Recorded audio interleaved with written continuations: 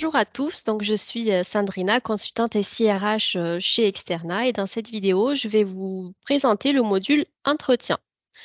Donc là, je suis connectée avec un compte administrateur car avant de lancer une campagne, il faut paramétrer les modèles d'entretien, c'est-à-dire votre trame d'entretien.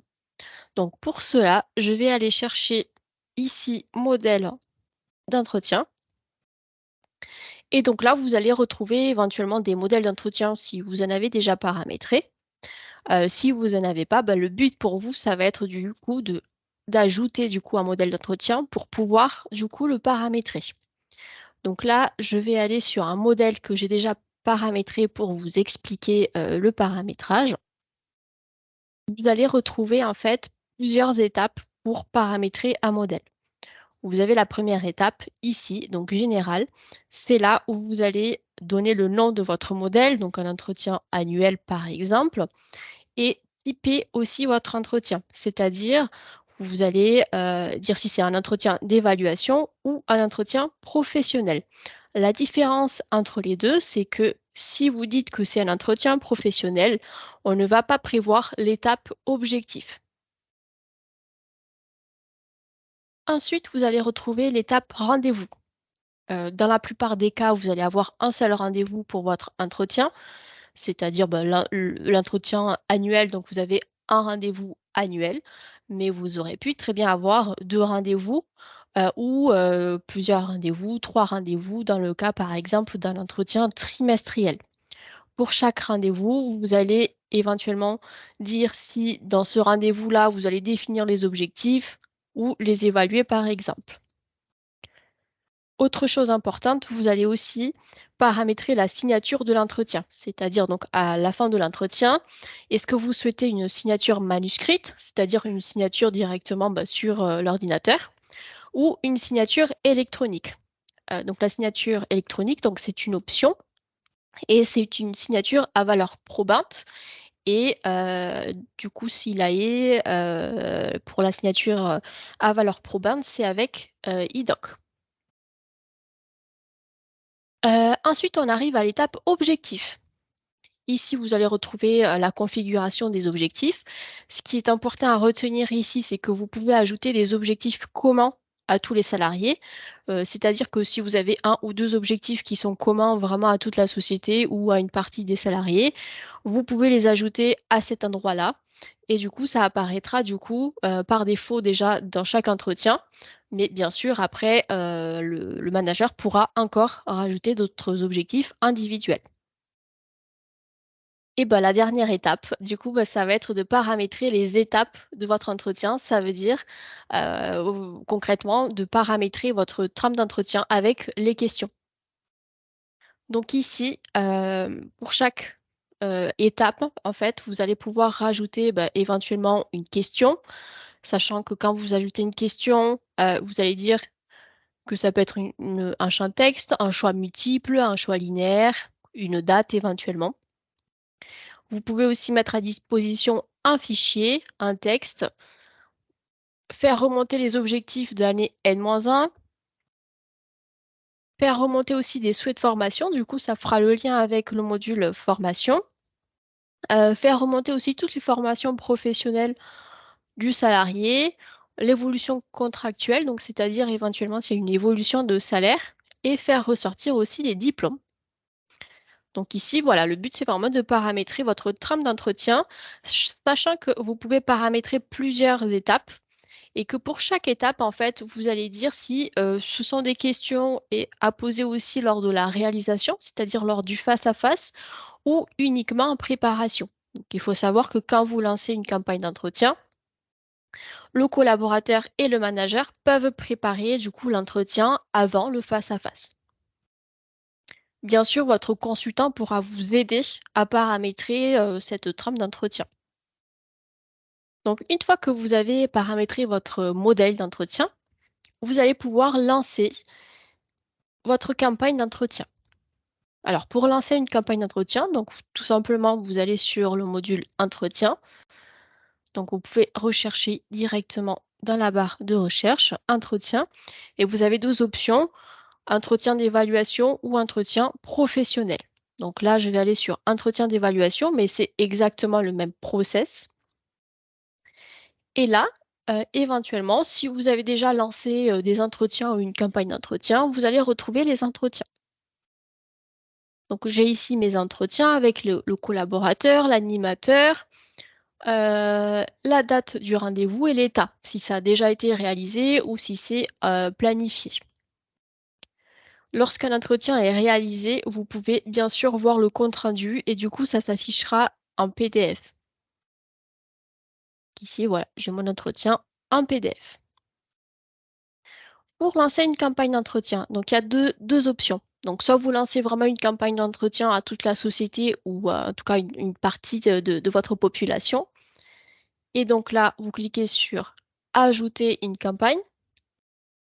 Donc, vous allez donner le nom de votre campagne, sélectionnez votre modèle d'entretien qu'on vient de paramétrer. Et ici, donc, vous pouvez filtrer. Vous pouvez lancer éventuellement cette campagne à un statut en particulier, un statut professionnel, à un groupe de collaborateurs ou à un site.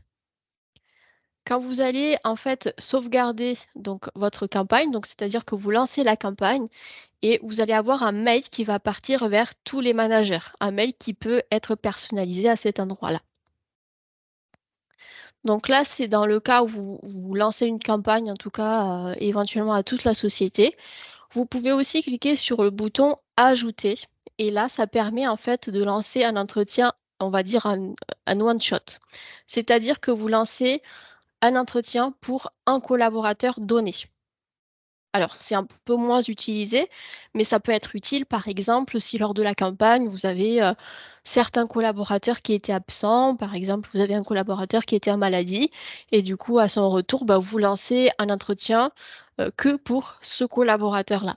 Donc, c'est la même chose. Donc, vous sélectionnez le modèle, le collaborateur. Donc, par défaut, ici, on vous affiche donc son supérieur, donc c'est son manager.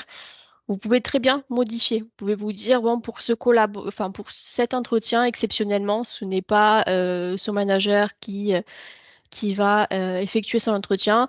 Vous aurez pu choisir éventuellement un autre manager. Donc, vous avez le manager. Vous pouvez aussi réserver une salle. Et ici, pareil, vous avez le mail euh, qui va être envoyé à son manager et que vous pouvez personnaliser. Donc, je vais sauvegarder et du coup, voilà. J'ai ici mon entretien que je viens de lancer entre Peggy et Tristan et l'état, il est à planifier. Donc là, ça veut dire que l'animateur, donc le manager, n'a pas encore planifié cet entretien-là. Je vais me connecter du coup rapidement avec ce manager pour vous expliquer le déroulement d'un entretien. Donc là, je suis connectée avec Tristan, donc c'est notre manager. Donc de toute façon, il aura reçu un mail. Et ici, il va avoir aussi directement en fait au niveau de sa page d'accueil en fait l'état de ses entretiens, de ce qu'il est planifié ou à planifier. Il peut aller aussi au niveau de mon équipe, entretien d'évaluation. Et là, il retrouve du coup notre entretien. Donc, la première étape pour le manager, ça va être de planifier l'entretien. Donc, il va cliquer sur Modifier et il va donner une date.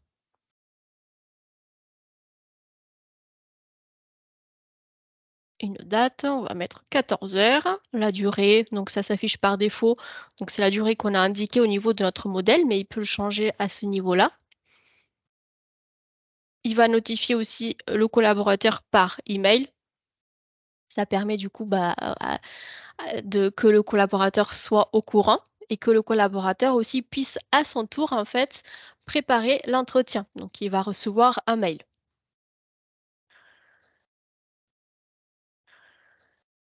Une fois que la date a été posée, le manager peut aussi préparer le rendez-vous. Alors c'est une étape qui n'est pas obligatoire. C'est comme quand vous faites un entretien au format papier, le collaborateur peut ou non préparer son entretien au format papier. Ce n'est pas une obligation. Donc là, c'est pareil. Il peut très bien cliquer sur préparer le rendez-vous. Et donc là, il a déjà toutes les questions et il peut bien sûr rédiger les questions. Il prépare. Ce n'est pas une obligation. Voilà, donc là, on va répondre à quelques questions. Voilà, il peut aussi ajouter des souhaits de formation, des objectifs. Donc là, je vais sauvegarder. Donc là, on va dire qu'il a préparé l'entretien très rapidement. Donc ce n'est pas une obligation.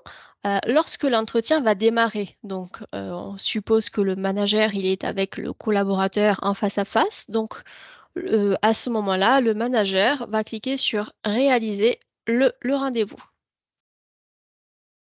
Et donc là, on est au niveau donc du face à face et donc c'est le manager qui a la main pour rédiger. Donc, si le collaborateur et le manager, ils ont préparé l'entretien, on va le voir à cet endroit-là. Donc, tout à l'heure, dans cette question, donc j'ai noté test 2. Donc là, on retrouve la préparation de Tristan. On aurait pu éventuellement aussi retrouver la préparation du collaborateur. Et donc là, le but, c'est que le manager et le collaborateur vont revoir ensemble toutes les questions et y répondre ensemble. Voilà, vous avez toutes les questions. Il y a des questions au format texte, des questions à choix. Il peut aussi, du coup, ajouter ici les objectifs.